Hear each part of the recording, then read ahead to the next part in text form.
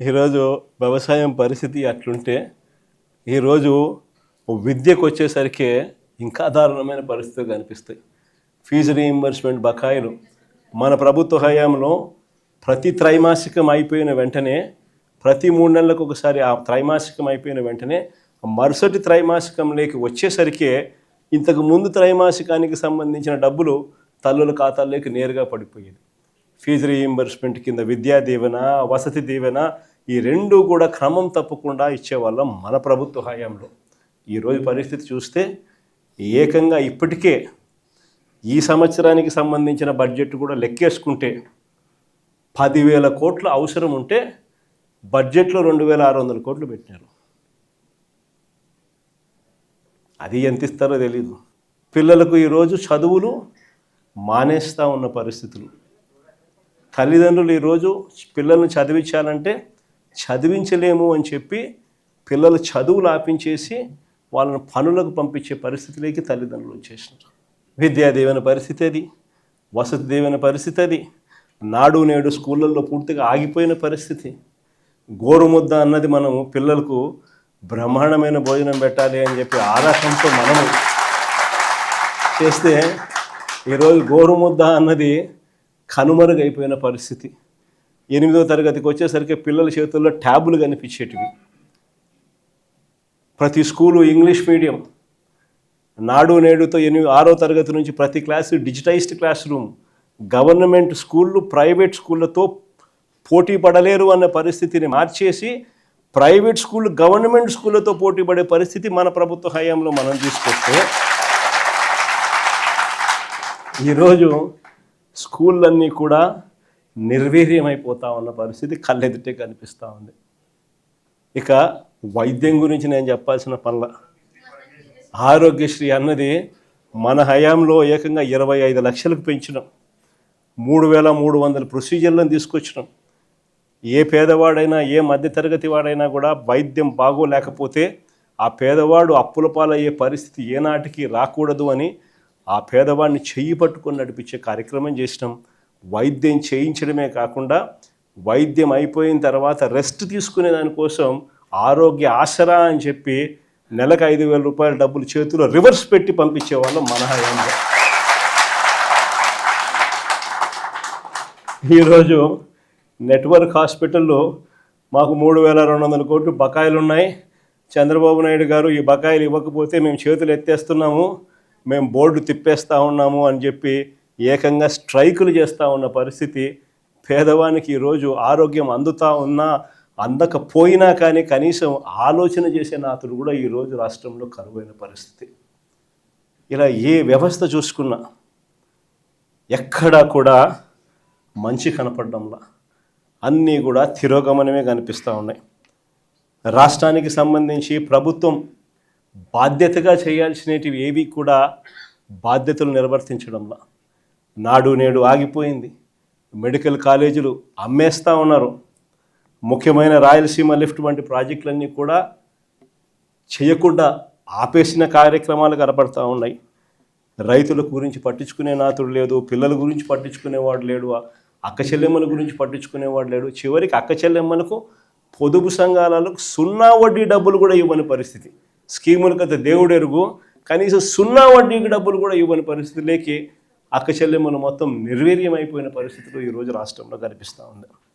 ఇలాంటి పరిస్థితుల మధ్య వైఎస్ఆర్ కాంగ్రెస్ పార్టీ శ్రేణులు ప్రజల తరపున పోరాటం చేయడానికి వైఎస్ఆర్సీపీ జెండాను చేత పట్టుకుని ప్రజలకు అండగా తోడుగా మేము ఉన్నాము అని చెప్పి ఈరోజు వైఎస్ఆర్సీపీ పార్టీ రాష్ట్ర వ్యాప్తంగా ప్రజలకు తోడుగా ఉందని చెప్పి గర్వంగా కూడా ఈరోజు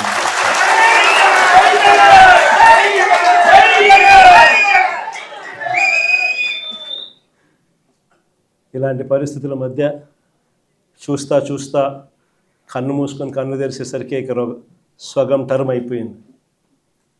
5 ఏళ్ల కాలంలో సగం టర్మ్ అయిపోయింది. ఇక మిగిలినది మరో సగం టర్మే. ఈ సగం టర్మ్లో కూడా ఇంకొక సంవత్సరం దాటితే రేపు సంవత్సరం చివరిలోకి వచ్చేసరికి నా పాదయాత్ర కూడా స్టార్ట్ అవుతుంది.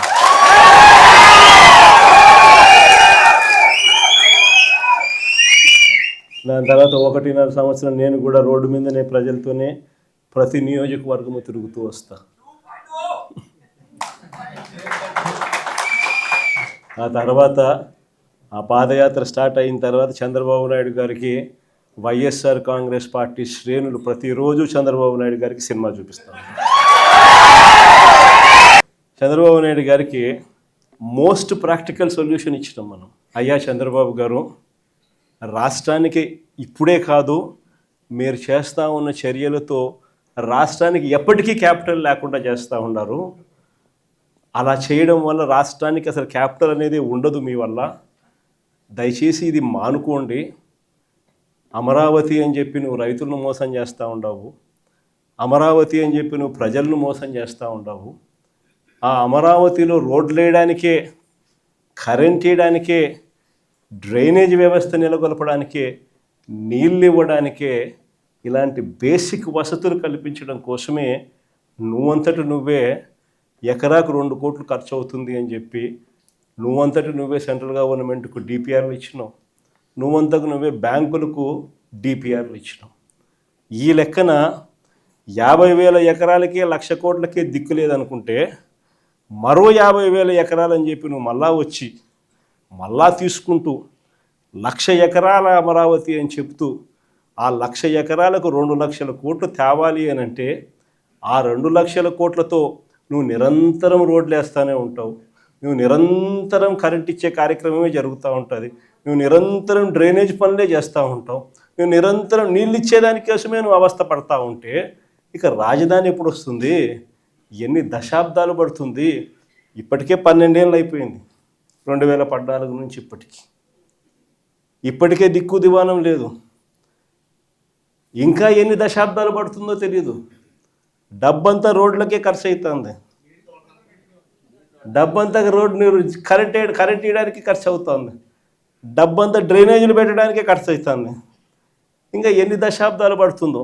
ఆ దశాబ్దాల కాలంలో ఈ 2,00,000 కోట్ల విలువ పూర్తి చేయడానికి 4 లక్షలు అవుతుందో 10 లక్షల కోట్లు అవుతుందో. చివరికి 12 ఏళ్ళ తర్వాత కూడా ఈ పొద్దు రాష్ట్రానికి రాజధాని లేదు. ఇంకా 20 ఏళ్ళ తర్వాత కూడా మన పరిస్థితి ఏమిటి అంటే అప్పుడు కూడా రాష్ట్రానికి రాజధాని కనిపించదయ్యా. అయ్యా చంద్రబాబు, ఇది మానుకో. ఆ 2 లక్షల కోట్లలో 10% పెడితే చాలు, 10% పెడితే చాలు. మేము ఇంతకుముందు మంచి ఆలోచన చెప్పినా నేను నీకు. ఇంతకుముందు ప్లాన్ ఏ కింద రాష్ట్రంలో అన్నిటికన్నా పెద్ద సిటీ విశాఖపట్నం, దాంట్లో పెడితే అసలు ఎటువంటి ఖర్చు అవసరం లేదు. కర్నూలులో న్యాయ రాజధాని కింద అప్పట్లో కర్నూలుకు మనం మాటిచ్చినాము, అది నెరవేరుస్తూ అక్కడ న్యాయ రాజధాని పెడుతూ ఇక్కడే అమరావతిలో లెజిస్లేటివ్ శాసన రాజధానిని కూడా తీసుకొస్తే బాగుంటుందయ్యా అని చెప్తే నానా యాగి చేసి రాజకీయాలు చేసి అది వద్దు అన్నారు. సరే పోనీ, అది వద్దు. పోనీ ఈ ప్రాంతంలో అయినా కానీ నువ్వు చేసే పనికి అసలు రాజధాని లేకుండా పోతుందయ్యా. ఆ పని చేయకుండా కనీసం ఇక్కడైనా ఆలోచన చేయి. మచిలీపట్నంలో నువ్వు కాదయ్యా పోర్టు కట్టింది, మేము కట్టాం. మచిలీపట్నంలో పోర్టు మనం కట్టాం.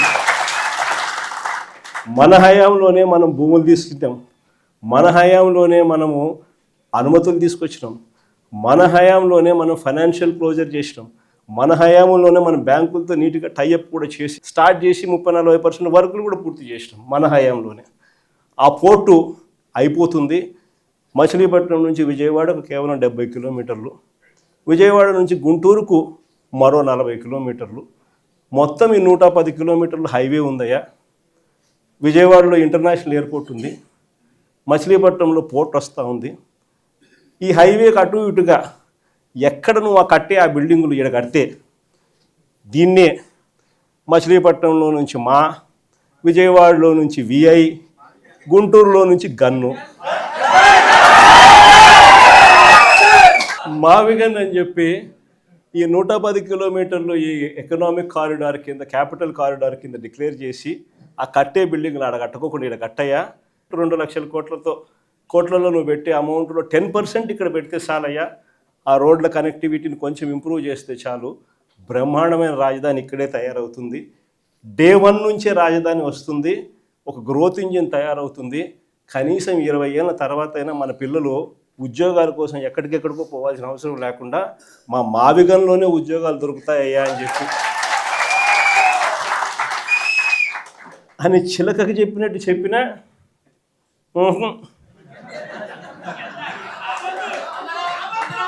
మనం మనం ఎంత బాగా చెప్పినా కానీ, ఎంత లౌక్యంగా చెప్పినా కానీ ఆహా, ఎందుకు ఆహా, ఎందుకు వద్దు, కారణం ఆడ 2 లక్షల కోట్లు వర్కులు,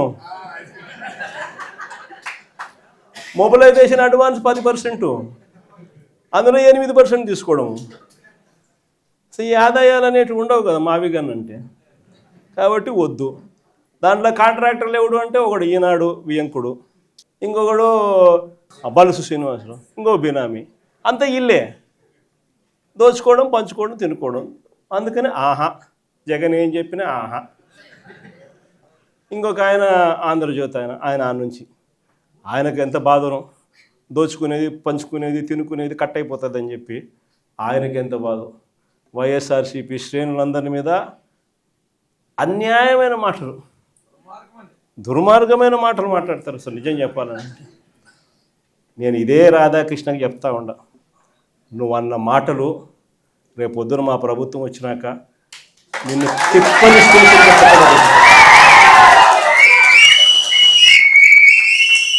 వైఎస్ఆర్సీపీ శ్రేణులను, వైఎస్ఆర్సీపీ కార్యకర్తల భార్యలంటే నీకు అంత అలుసుగా కనిపిస్తుందా రాధాకృష్ణ అని చెప్పి నేను చెప్తాను. ఎవరికైనా వాళ్ళకైనా భార్యలు ఉంటారు, వారి భార్యలను ఉద్దేశించి మనలో ఎవరైనా కానీ మనమైనా కూడా అలా మాట్లాడితే వాళ్ళకి నచ్చుతుందా? ఎవరికి నచ్చదు.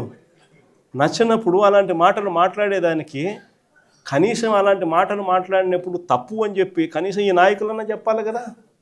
ఈ చంద్రబాబు నాయుడు చెప్పడు, ఈ లోకేష్ చెప్పడు, ఇలా దత్తపుత్రుడు చెప్పడు.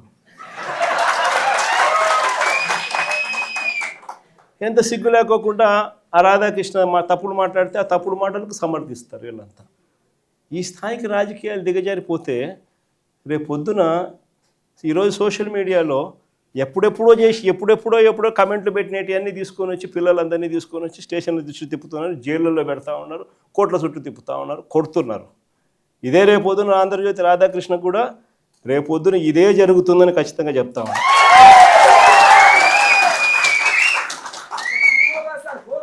అసలు మహిళల గురించి ఇంత తక్కువగా చూసే కార్యక్రమం, తక్కువగా మాట్లాడే కార్యక్రమం, ఈ పరిస్థితులన్నీ కూడా రాష్ట్రంలో ఎందుకు వచ్చినాయి? ఆశ్చర్యం కలిగించే విషయం, ఇంతకుముందు ఎప్పుడు జరగల. కోడూరు ఎమ్మెల్యే ఆరవ శ్రీధర్, అసలు నాకు నిజంగా ఆశ్చర్యం అనిపిస్తుంది. జనసేన ఎమ్మెల్యే అంట మోసం చేశాడని, అత్యాచారం చేశాడని చెప్పి పాపం ఆ పాప ఆందోళన చేస్తూ ఉంటే ప్రతి ఒక్కరికి కంప్లైంట్ ఇస్తే ఆ పాపను కొడుతున్నారు. ఆ పాప రోడ్డెక్కితే ఆ పాప రోడ్డెక్కి నాకు అన్యాయం జరిగిందని ఆ పాప చెప్తే ఆ పాపను కొడుతున్నారు పోలీసుల సమక్షంలో. ఇంకొకడు నర్సరావుపేట ఎమ్మెల్యే, ఇంకొకడు కళ్ళ ముందరే కనిపిస్తుంది ఎస్పీ ఆఫీసుకి పోయి బాత్రూంలోకి పోయి డోర్ కడేసుకుంటాడు. అసలు ఎస్పీ ఆఫీసులోకి పోవడం ఏంది, బాత్రూంలోకి పోయి నువ్వు డోర్ గడేసుకోవడం ఏంది, డోర్ గడేసుకొని నువ్వు స్ట్రైక్ చేయడం ఏంది? అసలు దానికి చంద్రబాబు నాయుడు పంచాయతీ చేస్తాడు. పోయి లోపల బొక్కలో వేయకుండా చంద్రబాబు నాయుడు పంచాయతీ చేస్తాడు. ఇంకోడు చూస్తాడు బిఆర్ నాయుడు అని, ఇంకోడు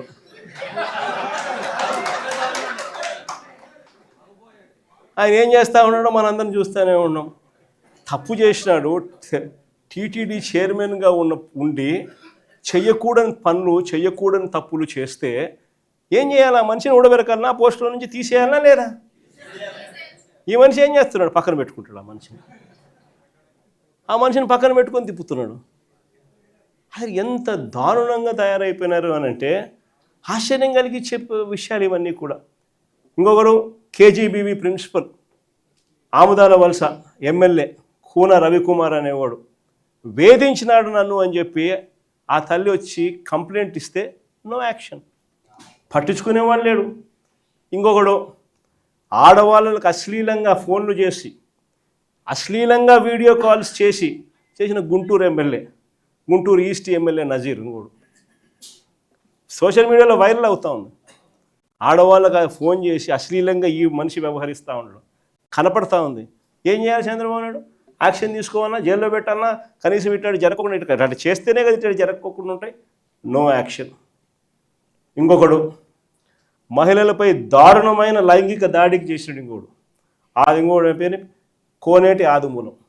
దారుణంగా మహిళలపై లైంగిక దాడికి పాల్పడ్డా ఆ వీడియోలు బయటికి వచ్చినా ఆ ఆదిమూలంపై నో యాక్షన్.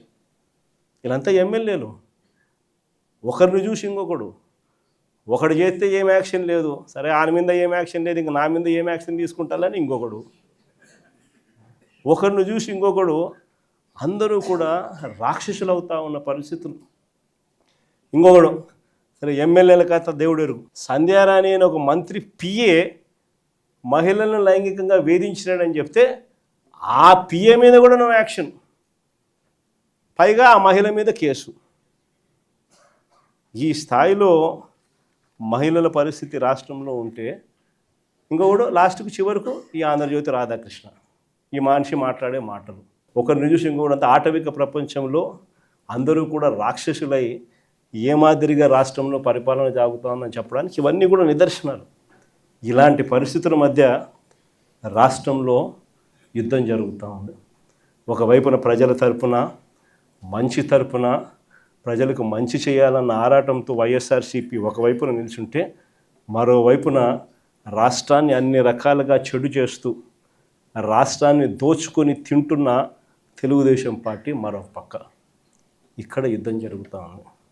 ఈ యుద్ధంలో ఖచ్చితంగా దేవుడు మన పక్షాన్ని నిలుస్తాడు.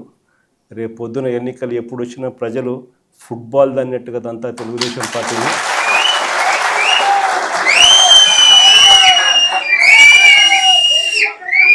సింగిల్ డిజిట్లు కూడా చంద్రబాబు నాయుడుకి రాకుండా ఉండే పరిస్థితి కూడా అతి త్వరలోనే చూస్తారు.